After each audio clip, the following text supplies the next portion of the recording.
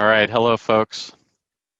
My name's Michael Fountain, lead product at DocuSign in the incubations department. I'm happy to be here, happy to share a couple of curated tips for how to rock it as a remote product manager. Just to give you a little brief background of what I've been doing these past few years and why remote product management has been something I've been honing some skills on. I recently joined DocuSign this year during COVID, 100% remote onboarding, which was a first for me. I offboarded from my prior company, all remote, so that was also interesting too. But joining DocuSign gave me a new perspective of what it's like to be remote with many different teammates in many different cities, but not only just different cities, different time zones, but actually everyone working from home these days.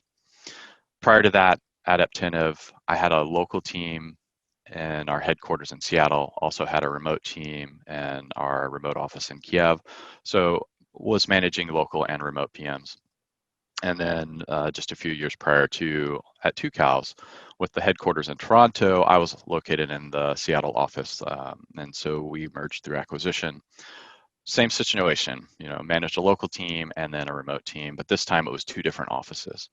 So over the last half a decade, working remote has become normal. I think what's different today versus say, last year or a few years ago is everyone is remote. So there's a little bit of level playing field. But even though we're all remote, there are definitely still some challenges of being a remote product manager. I think the job itself has not changed. It's really the environment and how you've adapted to the environment that has changed. So these are some of the things that you want to look out for either when you're all remote or hopefully at some point in the future when maybe we're partially remote, is look out for signs of isolation. So lack of trust in your team, things where you're maybe you're feeling a little lonely or you see team members feeling a little lonely. Are you losing motivation? Isolation is a real thing, especially for some of my younger team members who maybe don't have an active family all running around and a lot of chaos. It's real. And so there's some symptoms to look out for with isolation. It's hard to be included. The other thing that's really hard, and I think we all know this, is communication. Challenges of not seeing people's faces, although Zoom has been very, very lifesaver in that respect. The interoffice chatter and banter and just hanging out with people, that communication is lacking a lot. And so it creates opportunities for misalignment, and that happens fast. Usually symptoms of confusion, the documents to look at or what our key objectives are. And then you find yourself buried in threads because a lot of people are communicating, via Slack. And so you can go deep and you can get lost in Slack pretty easily. Same for email. You can bury yourself in email for days. So communication is challenging. So let's, look for these symptoms. And last but not least, the technology today, technology today is awesome, don't get me wrong, but technology that the entire team uses versus what you use, especially in your home, does vary greatly. And you can find yourself picking the wrong solutions that might, increase wasting time,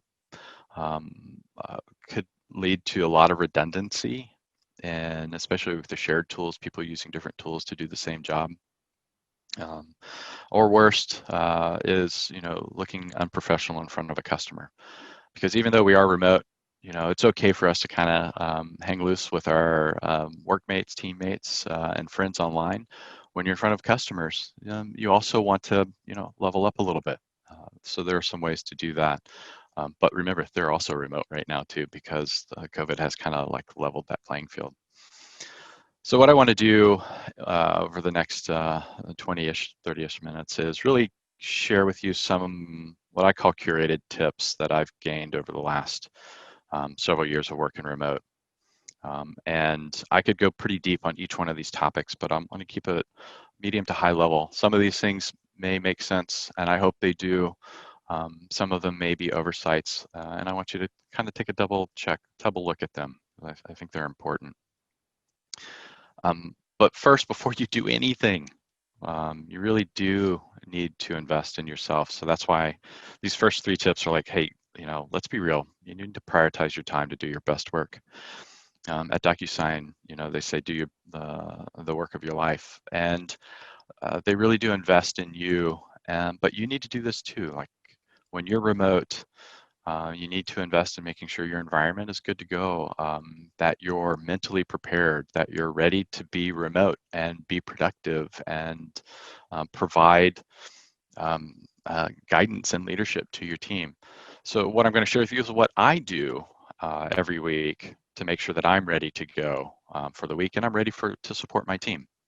The first thing is I plan my week. It sounds basic, yes, I know. I used to not do this, and I feel bad for saying that, but life lessons have taught me that I really need to sit down. Sometimes I do it Sunday night. Most of the times I do it Monday morning. It's just I sit down and like plan my week. I hate getting to the end of the week. I'm guilty of this and saying, well, I didn't really finish the thing that I was most important to do this week. And you look back and you say, why? It's very easy to say, well, I got buried in this, or some escalated that, or I got, meetings back to back to back to back. It happens. But if you do sit down and plan your week, you can help prevent that from happening. And the things that I look at when I sit down and plan my week are pretty straightforward, like the key projects that are in flight. And I do ask myself, on every project that's in flight, do I know what the next step is? How you track this is really up to you, but you should have some way to say, out of these 3 or 4 projects, the next step on each one is this. Am I waiting for input on any of those? Really, really important. And then do I know what's next on deck? So it's being mindful of where you are in your current projects, what the team needs from you, what the company needs from you, and then what you need from them. Really, really important. Next is the thing that I definitely got better with over time is looking at what my key meetings were that week. Coming unprepared to a meeting can really kind of like chip away at trust. And trust is hard to build as a product manager, especially as a remote product manager. I think trust comes from, doing what you say you're going to do on time, being honest about that. And then one part is likability components, and they play together, and they're harder remote, but being prepared for your meetings is huge. Helping other people be prepared, sending reminders about key important meetings is good. So knowing who, what, and when is pretty critical. The ones that I pay attention to myself are, when am I meeting with my boss, or when am I meeting with my step up, or when am I meeting with my directs? The team meetings that are most important to me, I kick off a weekly with our lead product and our lead designer at DocuSign, and that's an important meeting for me to kind of wrap my head around what am I going to share, what do I need for my team. Obviously, you have sprint meetings and project meetings that come up, but it's really important, like, what do you need to prep for? Make time to do that.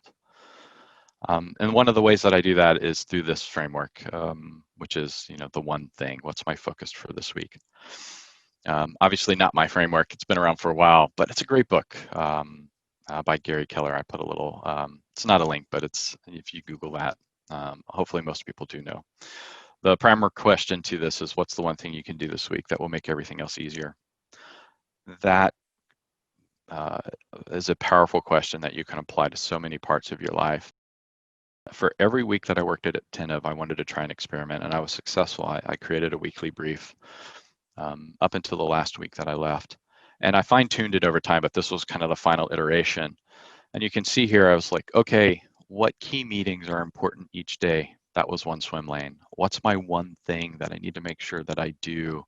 And it might be one thing that day, or it could be one thing for the week, but it was still the principle behind what's that most important thing I've got to get done that day. And then the one-on-ones that I had, who are they with? Do I need to prep for them? Or the team meetings potentially. And you see the little F4 on the bottom. So my last name is Fountain, and we call ourselves the F4 because I have 2 great kids and a beautiful wife. And I always kind of blend like for every day that I work, I also have probably some responsibilities at home, and I just want to keep them mindful throughout the day. It may be something as simple as a doctor's appointment. It may be something as simple as, hey, run to the grocery store. It may be something as simple as like, hey, I need to pay a bill today. But it just kind of helped me kind of say, okay, Monday, this is what I'm going to focus on. And I didn't have to worry about Tuesday, Wednesday, Thursday, Friday, because I already kind of planned out my week, which is really important. So that was all tip one. I know there's a lot there, but I think being mindful about planning your week will set you up for success, especially as a remote product manager. Second to that, most important, is you need to track your progress. I was trying to think of a funny phrase to put here, but yeah, there's some bad juju that happens if you miss your deadlines over and over again. Like trust is built over time, and it's destroyed in buckets, and you're missing deadlines is one way to crush that. So make sure you're tracking your progress. This is what I'm doing today. So this is a screenshot of my Trello board. It's a personal Trello board. It's not something that DocuSign provides to us. This is just what I use. I didn't create this either, so I'm not going to claim credit for this layout, but I saw it online and I absolutely loved it. I was looking for something quick and simple and kind of a one-pager. As I'm working from home every day, I have a screen that's up that's got my email and this Trello board. And it kind of gives me that snapshot view of my key projects, the things that I need to focus on or knock off my list today, what's coming up, like that next on deck that I talked about, what's waiting on input. So we have a lot of times where I'm waiting on input from maybe from a customer or maybe from another team. So I like to put those things on here so that I know when to follow up, what's a date I should follow up on. And then that done column's awesome to see kind of like scroll off the screen. So this is, again, just a simple tool that I use. Hopefully it's, you don't have to use Trello board. There are a lot of different ways to do this, but hopefully you kind of get to see how I tackle this problem. And this is typically what I share with my teammates or as I am mentoring other product managers. What I typically share, this is how I do my work. So number three, I would say the most important tip for yourself, aside from planning your week, aside from tracking your time, or excuse me, tracking your progress, is you must schedule your time or others will steal it from you. This is the number one cause of getting to the end of the week and not being able to complete everything that you set out to complete. There's a saying that manage your time or your time will be managed. This is so true. So it's absolutely important to manage your time. A few things that I do personally, I have a daily routine that I've refined over the last few years. And I put my routine on my work calendar so that other people are mindful that, hey, I have my time that maybe is consumed with commuting. At least it was a year ago. And I used to have an AM block that was AM commute and a PM block that was PM commute. I don't commute anymore. So now it's just, I work out in the morning. That's my AM block. I'm offline at this time every day so I can be with my family or my friends. Well, mostly my family, my friends on a call at this point. But then, I used to have lunch with various folks in the office, but now it's obviously family lunch. So I put these things on my calendar not to necessarily, block from being scheduled because I make it as myself as available, but I do say, hey, these are times when I'm trying to be mindful about what is going on in my personal life or what I need to do to be more productive at work. And I encourage teammates to kind of do the same. This is where the rubber meets the road, is your IC time. So even managers have individual contributor time. These are things where you need to schedule when you are most productive. For me, that is first thing in the morning. Afternoon, I'm admittedly less productive. This is where I typically schedule that one thing. I make sure my IC time is blocked. I also will put a little gap ahead of a key meeting that I want to either prep for, or I want to make sure that I have a window to take a break, especially for back-to-back meetings. I'm going to get to meetings in a minute, but schedule that time in there too. These are times that I do actually block. Like I'll mark myself as busy. If somebody needs the time, they're more than welcome to ask, but I typically decline meetings that cross over my IC time because this is time for me to do my best work. I want to schedule it, and I want to make sure that I allocate the appropriate time. Really important. This was a fun one. and I started doing this a couple years ago. It wasn't always called Coffee with Product, but I love the name. I love creating a space that's kind of dedicated office hours once or twice a week. Find some time, put it on your calendar, make it available for people to schedule, or just come tap you on the shoulder, hit you up via Slack. This is Coffee with Product. Make it a safe place to be interrupted for questions. Make it a safe place for people just to check in, or make it a safe place just to kind of come and say hi. At prior companies, it might have been beers with product. Yeah, Coffee with Product is a great place to create some of those relationships that are difficult to do either when you're all remote and you started remote and you don't know people. That's me right now. Or you have folks that are remote and you want to make them more included. So Coffee with Product is a great way to do that. And I put that on my calendar too, so really important. So those are your three invest in you tips, okay? Check them out, adopt what works for you, but I do encourage you to schedule your time. Now, this is 3 tips for your team. We know collaboration in the best of times is challenging. I would say we're not necessarily in the best of times right now. So collaboration, you really need to prioritize it. I can't emphasize this more. It will help you get the right work done. And this collaboration should be durable. And what I mean by that is we are used to being in an office environment, and collaboration was a little bit easier when you could just walk over to someone and say, hey, let's go grab a whiteboard. But there is now, post-COVID will probably be a lot more people working remotely. So you're going to have to adopt some more durable ways to collaborate. And the ways that I've done it most recently that I'm going to share with you now have really, really, really helped transform the teams that I've joined and the teams that I've led in the past. So number 1 on here is defining your team norms. Incredibly important. If you're building from the ground up, that's great. You can start from scratch. If you're pivoting, that's an awesome way to get rid of old norms and create new norms. But when you're joining a team coming in and you have norms from a prior organization and you come in, those norms are probably going to be different. So what is how you work? This is I spent some time with this, especially at DocuSign, really understanding how do we work? And these are some of the questions that I asked my current team at DocuSign, and some of the things that I've done in the past is, what are the sprint ceremonies that we have? And questioning why are they on certain days? Do we need them? Daily stand-ups versus, Monday, Wednesday, Friday stand-ups. Stand-ups in person versus Slack stand-ups. How many team meetings are too many team meetings? What are the check-in expectations? You're going to report to someone, you're going to have people report to you. You're also going to be leading team projects. What are the norms for checking in? Do you want to be pushed? Do you want to be asked? I prefer to push updates out. I prefer to have a check-in when we do have a team meeting. That's just a quick around the table. What are people doing? How are people feeling? And that also kind of leads into there's got to be a safe place for feedback. So what are the norms for that? How does your boss want feedback? How do you want feedback from your peers? How are you going to ask for feedback? HR may have a great way to do this anonymously. If it's a smaller company, maybe not so. Maybe you're going to have to define some of these ways to ask for feedback. Really important. Feedback is critical to growth, that growth mindset. And then really understand Slack and email. I love them and I hate them in the same breath. So how do you use them?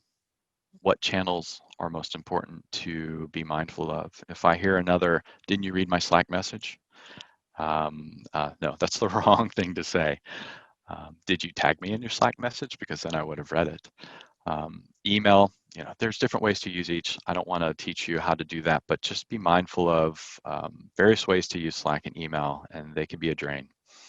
RACI is important too in defining how you work. RACI, if you're not familiar, is just a quick framework for accountability and decision making. R stands for who's responsible to do the work.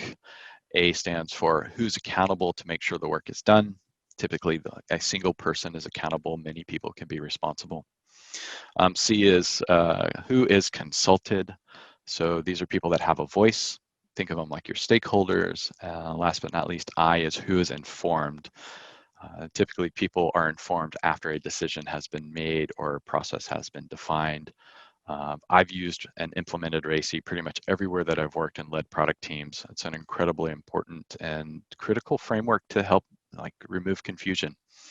And when you bundle it into this is how we work, a great framework to do that. There are others. I love RACI. Okay, next. Okay, adopting virtual whiteboards. So I love whiteboards. I have 3 whiteboards in my house, and I absolutely love whiteboards. I've always loved whiteboards. I'm a visual learner. I can't say I love whiteboards enough. It was so hard for me to adopt virtual whiteboards, and I didn't do it until obviously we were all remote, and I joined DocuSign. And we had some wonderful designers that really kind of helped me wrap my head around visual brainstorming. There are several tools. A few of them are Jamboard, Miro, and Mural. I have not used Jamboard, but I've used the other 2. I have been thoroughly impressed. Dare I say, I'm a changed man in terms of visual brainstorming versus the tactical whiteboarding. I still have a whiteboard over here. Don't get me wrong, it's sitting right here next to me. But visual brainstorming with my team when everyone's remote. So research, concepts, planning, great. So the whiteboard is dead. Long live the whiteboard. Yes. Please adopt some visual brainstorming tools. Decide as a team what tools you want to use. Helps with licensing as well. Last but not least, in investing in your team is showing your work. And so what does that mean? When you're all together, you're sitting around, usually you're all taking independent notes. That's great. You're all on the same page. You're working from the same whiteboard. That's great. When you're all around other computers, other parts of the world, how do you replace some of that? Shared docs and shared drives is a great way to do it. There are many different tools out there to do it. Using Google has been my go-to personally, as well as on the business side. And I tell you, the biggest tip here with shared docs is make sure that people are using the same naming convention and directory hierarchy. It's quite easy to have shrapnel of documents in old versions, and if you don't have clean hygiene on this stuff, shared docs and shared drives can be just as much as a challenge as it can be a solution. But when used right, definitely use it to record conversations, either in active meetings or in a living document. I love it for living documents. Recording decisions. I will take a document and I will write decision X, Y, and Z. If the document was living and it might have had, a draft, what were the decisions made from this document? And I'll put it in a really bold box, just so someone later, might be me, or someone after I'm gone, can say, oh, this was the decision made from this conversation. So showing your work is really important. Last but not least, great for shared meeting notes, or recording meeting notes. So I think most people are probably using some version of shared docs, but I still every once in a while see a Word doc fly around, and that kind of makes me cringe because I never know if I have the latest version. Yeah, I know there's Word online and everything like that, but that's not this conversation. Okay. Now, so we talked about investing in you because you need to be set up to do your best work. And we talked about investing in essentially your team and collaboration and the tools that you use. These are the people that are in your immediate orbit that you're going to collaborate with the most. You want to make sure that you are good to go there. This last one, I'm asking for a friend. Yeah. Please make sure your remote meetings suck less. Suck less just a little bit every day. This is important when anyone is remote. I had a good lesson learned here that I'll share with you in a moment, but especially when you talk to customers. Customers are always remote to wherever you are. I love it when customers come to the office. That will actually be really hard post-COVID, won't it? But when you talk to customers, especially as a product manager, I love talking to customers. And when it's remote, what can you do to level up your game? Make it fun, make it entertaining, but make it quality. Quality is important. Also, professionalism is important. I think we get a little more affordance on the product side than maybe we do on the sales side. But yeah, I love to make them fun. I also want to make them high quality for whoever is listening in. So quick story with when anyone is remote. When I was at Aptentive, we had our customer success leader was out of Chicago, and she was started with the company in Seattle, moved to Chicago, was remote, also on the leadership team. And so when we were in leadership meetings, she was always remote, and we didn't have a lot of empathy for. At least I would say initially, our empathy was a little lacking for one or two people being remote, until we all sat down and we all went to our own individual offices, even though we were pretty much all in the same room, and we all joined a remote meeting to really figure out what being remote felt like. That's when the empathy kicked in. Now I think it's normalized. I think everybody understands what being remote feels like. So hopefully going forward, that empathy carries forward whenever there is some semblance of office environments. But yeah, there are definitely some tactical ways you can make your meetings suck less. First one, oh gosh, do we really need this meeting? Yes, everyone has asked that at one point. Definitely me, because let's be honest, there is no 1 hour meeting. 1 hour meetings are actually incredibly long, first of all. But when you have a lot of people in the meeting, like this quote here, 1 hour meeting is actually a 10-hour meeting when there's 10 people. It gets expensive. You're going to have more meetings though, especially remote. So let's make the best out of them. And this is what I would love for everyone to adopt. Not asking for a friend anymore, asking for myself. Hopefully people agree to these things, but this is, some basics 101 on the meeting side. New PMs, I love to share something similar to this, which is shorter is better, less is more. Do you need the meeting, first of all?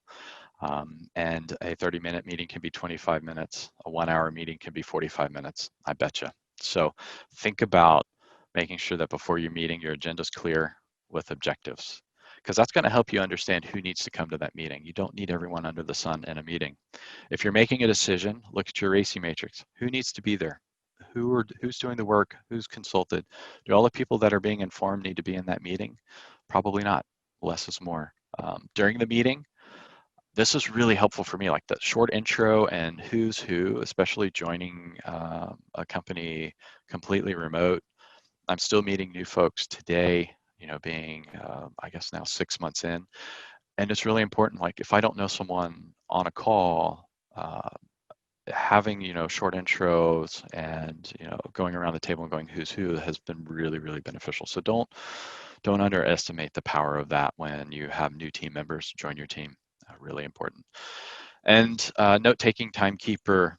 If you want short meetings and you want quality meetings, these two, come on now. Yeah, take notes. Somebody needs to designate it if it's not you, and somebody needs to be the time cop. It's really nice to have someone just sanity check and keep us honest on our times. Very easy for meetings to run over and go in a tangent. Challenge there is you don't want to be rude, but people's time is expensive, so let's keep people honest with their time. If you have a few agenda items and you're allocating like 10 minutes to each, having a timekeeper keep you honest is great. Longer meetings really need that. Shorter, maybe not so much. If you don't leave a meeting with next steps with who and do, you're doing something wrong, right? Maybe not on an information meeting where you're just sharing information, but a lot of meetings are discussions, decisions, brainstorming, understanding next steps, and what I call who and do. So a next step is not a step unless it's assigned to someone and there's a due date attached to it. That due date could be a date for a date too. So it doesn't have to be the designated due date, but when am I going to hear back from you? Because I'm going to use that information to follow up and share whatever notes were taken during that meeting. And because we're doing shared notes, people can add notes to it if they'd like, or they can comment on that. And also because we're doing shared notes, I'm going to tag people on the who and do. So if something is assigned to you and it's a next step or it's an action item out of a meeting, expect your name to be assigned to that. Again, these help if you reverse back to the beginning when you're planning your week. Who are you waiting for information from? Well, who was who and do on the next thing? What is the next thing? As long as you're taking good notes, you have this information. So Meetings 101 will really help kind of keep this, I guess, like good rhythm of working. And as a product manager, rhythms work really, really well. So let's make sure you have a good rhythm. Who has never said, can you hear me now? Oh my gosh. Yes, I have said this. I've had people say, hey, I can't hear you. I've had my mic off. It's going to happen. But you know what I love about technology today? There are different ways to do this. So I call it like mic check. And believe me, there is a huge difference between the built-in mic on your Mac versus a wired or wireless ear pods. Apple makes a couple of great ones, but obviously there are others out there, versus what I'm using right now, wireless headset. It's got a little light on the side, tells my family that it's walking around when I'm on a call, which is awesome. Has a little a mute button right here if I have to cough and I don't want to cough into the microphone. I can also boom it up, goes mic off. 14-hour battery life. Yeah, I'm not a salesman for this, but I just absolutely love it. So, you want to be heard. I had my boss tell me in my last job, I was like, I can't really hear you with the mic that you had on. I actually had wired ear pods, which are just the normal $30 Apple ones. And the problem was it was rubbing against my collar. Like the mic was sitting right here on my collar. And every time I would turn my head, you'd get this static and feedback, and it was just really annoying for other people on the call. And in our one-on-one, he called me out on it. He said, "Hey, either use a clip or let's find a different solution." I'm like, "Yeah, that's absolutely right." I got to listen to the recording and say, "Oh, I didn't realize it was that distracting." In terms of like distractions, an occasional dog bark, a baby, someone knocks on the door. I have a bird, so my bird goes crazy every once in a while. Those are fine. But the repetitive noises that you can prevent, please prevent them. It will really, really help. It's either background noise or it's something else. Mic check, one of the most annoying things. So everybody, help yourself. You don't have to go all the way to these, but do find some way to help yourself. All right. I love this one. What are you trying to hide?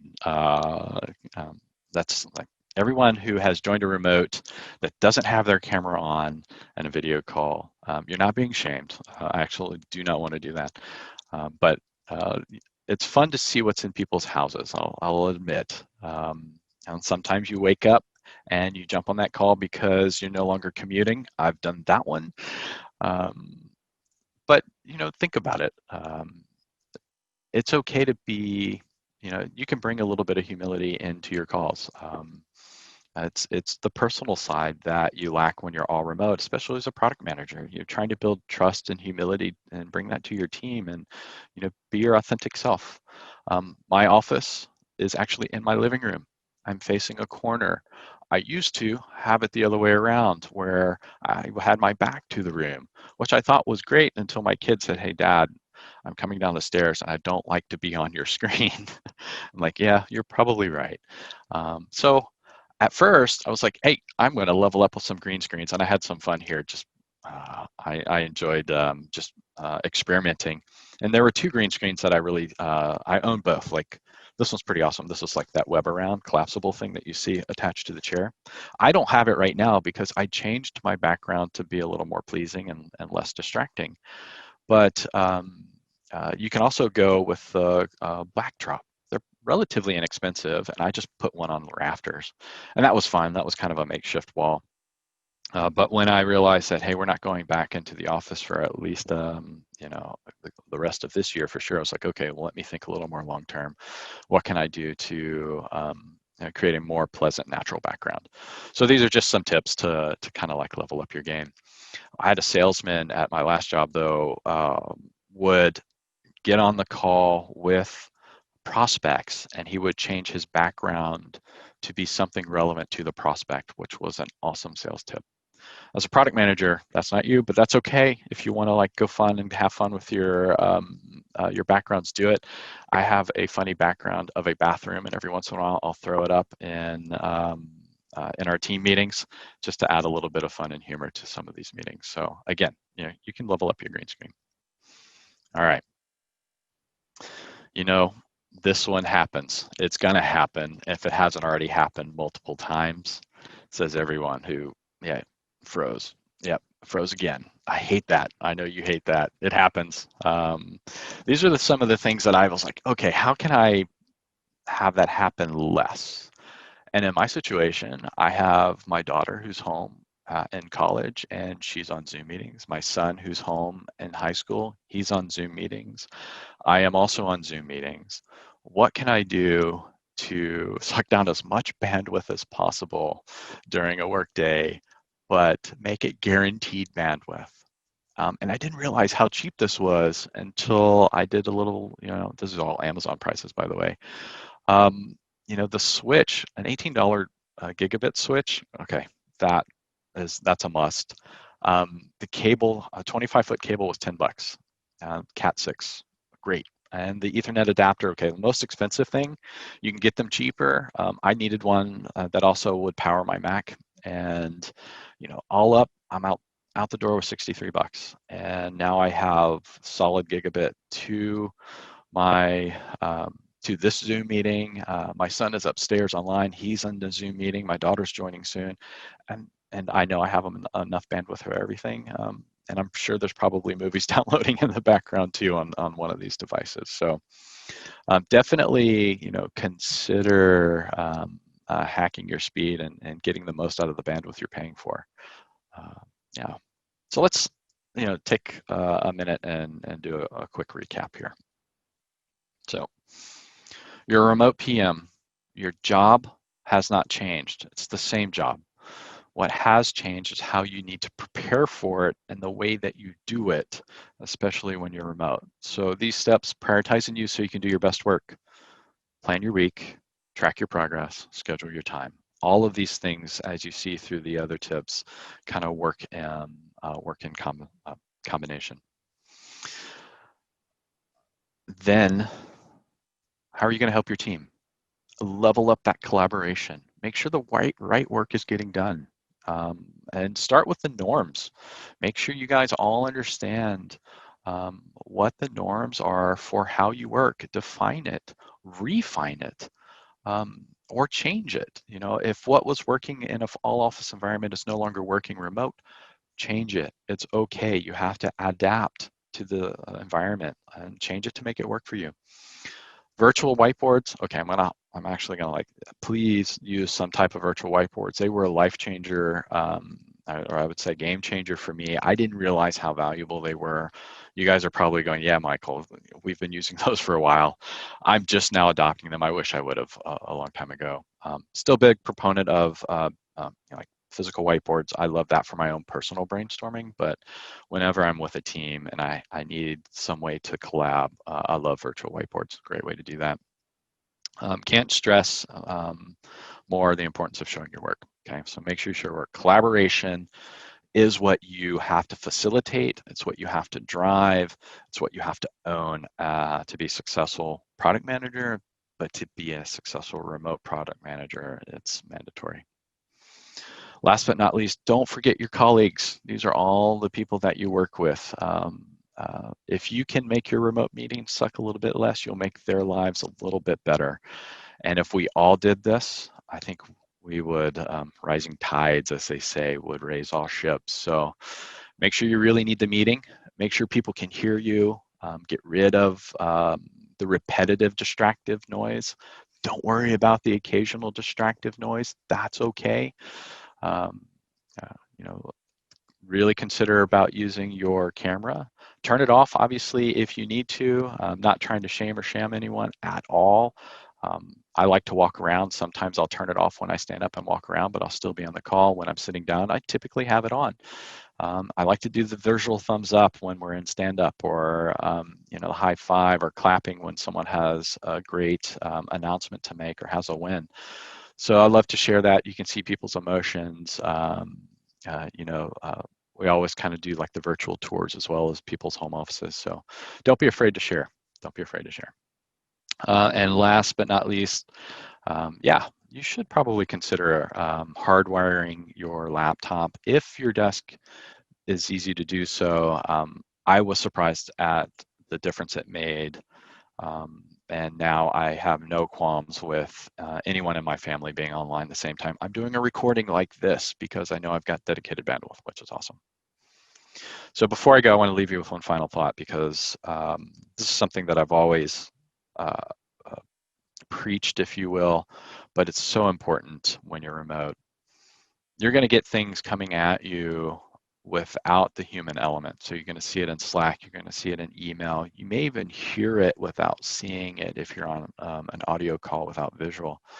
But when in doubt, assume positive intent. Double check. If someone says something questionable and you think it has negative connotation, you might be wrong. Come at it from a positive intent, especially when you're replying to an email. Assume positive intent, frame it as you're projecting that positivity back. If you find it being repetitive, though, that's when you go and you say, hey, it's time for some feedback, and some tough love, if you will. But I love to assume positive intent. I find that most people, it's hard to read emotions over text. My wife will text me and I'm like, did she mean what she says she means?